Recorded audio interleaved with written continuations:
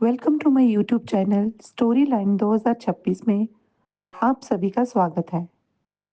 तो दोस्तों, आज मैं करण सिंह की एक नई कहानी लेकर आई हूँ। तो आइए चलते हैं, कहानी शुरू करते हैं।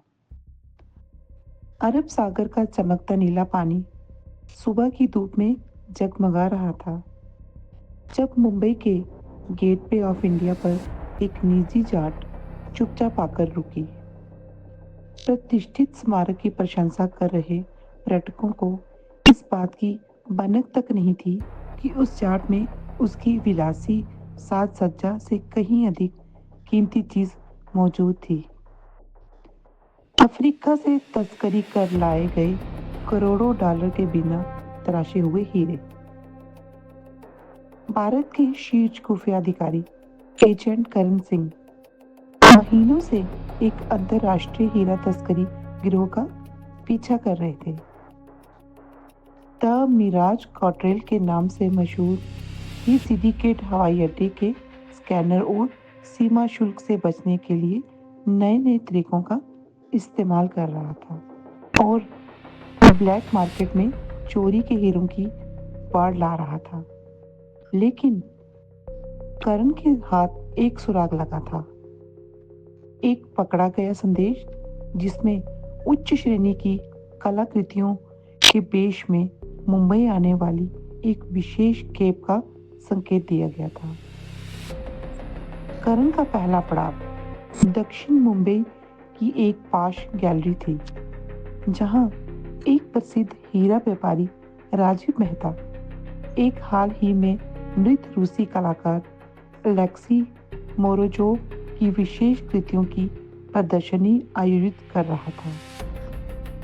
अफवाहें थी कि मोरोजोव के तार तस्करों से जुड़े थे और वह अवैध सामान पहुंचाने के लिए अपनी कलाकृतियों का इस्तेमाल करता था। एक अमीर संग्रहकर्ता के वेश में करण ने गैलरी में प्रवेश किया। उसकी पैनी नजर कमरे का मुआयना कर रही थी।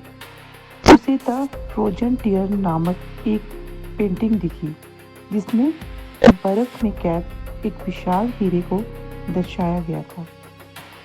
उसे कुछ गड़बड़ लगी।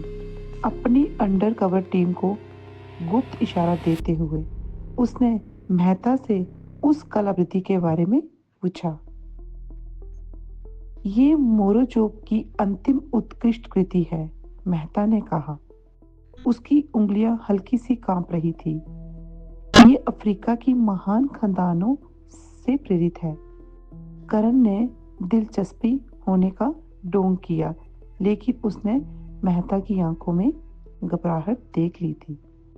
उसने चुपके से फ्रेम पर एक थर्मल स्कैनर चलाया और परिणाम देखकर वह दंग रह गया। पेंट के नीचे रेजिन की परतों में दर्जनों असली हीरे जुड़े हुए थे। जैसे ही करण गिरफ्तारी का इशारा करने वाला था, बाहर सड़क पर एक जोरदार धमाका हुआ। ये ध्यान भटकाने की एक चाल थी। मेहता भागा, लेकिन करण ने उसे भी तेज निकला। एजेंट ने उसे दबोच लिया और जमीन पर पटक दिया। बाकी खेप कहाँ है? करण ने कड़क कर पूछा। दबाव में आकर मेहता ने खुलासा किया कि एक और खेप पहले ही दुबई जाने वाली एक लग्जरी यार्ड पर बेची जा चुकी है। वह जहाज फर्जी कस्टम क्लियरेंस का इस्तेमाल कर रहा था और कुछ ही घंटों में अंतर्राष्ट्रीय जल सीमा में गायब हो जाने वाला था। करण ने समय बर्बाद नहीं किया। वह और उसकी टीम एक स्पीड बोट पर सवार होकर तेज गति से यार्ड का पीछा करने लगे। जैसे ही वे करीब पहुंचे, हथियारबंद गार्डों ने गोलियां चलाना शुरू कर दी, लेकिन करण के निशानेबाजी कौशल ने उन्हें एक एक करके ढेर कर दिया। वे यार्ड पर चढ़ा और तस्करों से लड़ते हुए आखिरकार जहाज के इंजन रूम में बने गुप्त तिजोरी तक पहुंच गया। अंदर पेंटिंग के बक्से, मूर्तियां और यहाँ तक कि संगमरमर की मूर्तियों के भीतर भी तस्करी के लाखों के हीरे छिपे थे। जब तक अधिकारी पहुंचे, करण ने यार्ड और उसके अवैध माल को सुरक्षित कर लिया था।